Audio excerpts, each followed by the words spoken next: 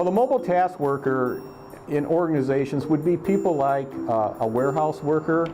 It might be a route person. It could be a service technician. Their function is really driven by a task, completing a task. So for IT, it's all about making sure that the network is reliable, the infrastructure is up and running, the application is fast, he's able to navigate through screens rapidly, and you don't want that person being slowed down by having to make decisions on their own. A knowledge worker, unlike the task worker, is a decision maker. In many cases, the knowledge worker is accessing and pulling information to make better decisions. If that knowledge worker doesn't make a particular function happen in a particular given minute, it's not going to dramatically impact company productivity like a warehouse worker. Let's take a retail environment where we're seeing a lot of tablets that are being used. They're asking the customer, or they're asking the person they're talking with a lot of questions. They may be pulling background on that information if they've been to the store in the past, and they really are using that as a selling type opportunity.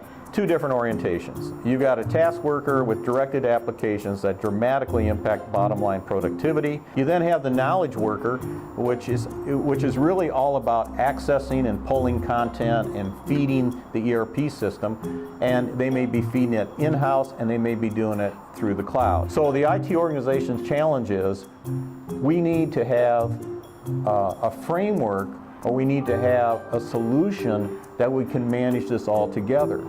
So it only makes sense to have a framework where you have a unified mobile strategy that can totally address the requirements end to end and can address both the requirements of the task worker and the knowledge worker. So when we think about a mobile enterprise productivity suite, it's managing the whole thing. It's managing the information, it's securing that information, it's managing not just the mobile devices, but the peripherals that are associated with those mobile devices, and it's total enablement of any worker. Not taking a slice of the workers, not saying we're only going to manage this little group of workers that maybe do this type of application.